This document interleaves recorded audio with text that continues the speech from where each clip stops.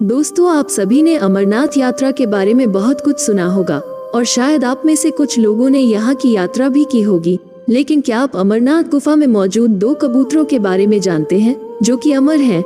ये दोनों अमर कबूतर उस समय के हैं जब भगवान शिव माता पार्वती के साथ अमर कथा सुनाने इस गुफा में आए थे।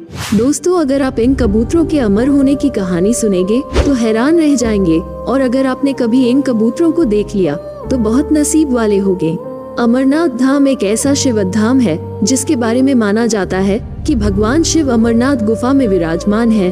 धार्मिक और ऐतिहासिक दृष्टि से भी यह काफी महत्वपूर्ण है। इस पवित्र गुफा में बर्फीली बूंदों से बनने वाले इस हिम शिवलिंग को दैवीय चमत्कार भी माना जाता है। कहा जाता है कि इस गुफा में कबूतरों का एक जोड़ा सदियों से यहाँ मौजूद है। तो आइए जानते हैं इसके पीछे की कहानी। मित्रों, क्रेजी शैडो चैनल में आप सभी का स्वागत है। अगर आपको हमारे वीडियो पसंद आते हैं तो कृपया वीडियो को लाइक और चैनल को सब्सक्राइब अवश्य करें। इससे हमें और भी अच्छी वीडियो बनाने की प्रेरणा मिलती है।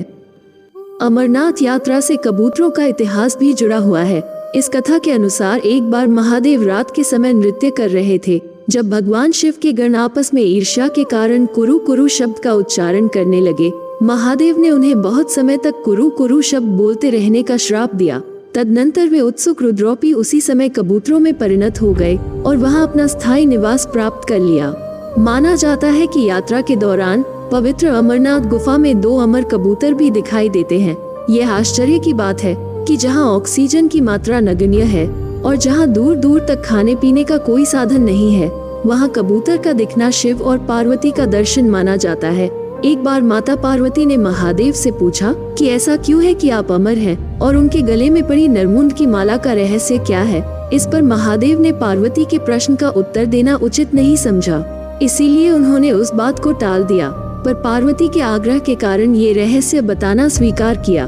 कहा जाता है कि इस रहस्य को बताने के लिए भगवान शिव को एकांत स्थान की आवश्यकता थी, जिसकी खोज में वे माता पार्वती के साथ आगे बढ़े। गुप्त स्थान की तलाश में महादेव ने सबसे पहले अपने वाहन नंदी को छोड़ा। जिस स्थान पर नंदी को छोड़ा गया वो पहलगाम कहलाया, जहां से अमरनाथ यात्रा शुरू होती है। यहाँ से आगे चलकर शिव ने अपने ललाट के चंद्रमा को अलग किया, जिसे चंदनबाड़ी कहा जाता है। जिसके बाद गंगा जी को पंचतरणी में और गले के नागों को शेषनाग पर छोड़ दिया गया, जिसके कारण इस पड़ाव का नाम शेषनाग पड़ा।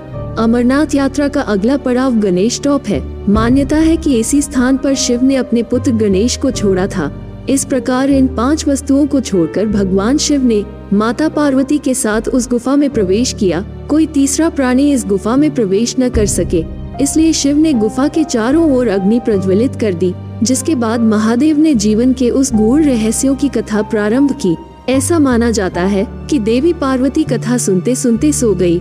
उस समय 2 सफेद कबूतर कथा सुन रहे थे। जब कथा समाप्त हुई और भगवान शिव का ध्यान माता पार्वती की ओर गया तो उन्होंने पार्वती को सोते हुए पाया। तभी महादेव की नजर उन दोनों कबूतरों पर पड़ी। ये देखकर महादेव को क्रोध आ गया। तब दोनों कबूतर महादेव के पास आए और बोले कि हमने आपकी अमर कथा सुनी है, यदि आप हमें मार डालोगे तो आपकी कथा झूठी हो जाएगी।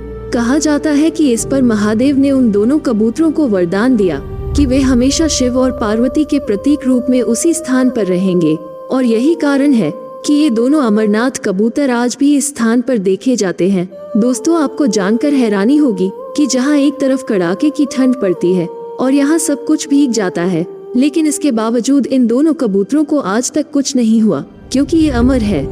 मित्रों, उम्मीद करते हैं कि आपको हमारा यह वीडियो पसंद आया होगा। मित्रों, आपसे हाथ जोड़कर निवेदन है कि आप हमारे इस वीडियो को लाइक जरूर करें और चैनल को सब्सक्राइब करके हमारे छोटे से परिवार का हिस्सा जरूर बने। तो अब हम चाहते हैं आपसे विदा लेना। जय हिंद, जय भारत।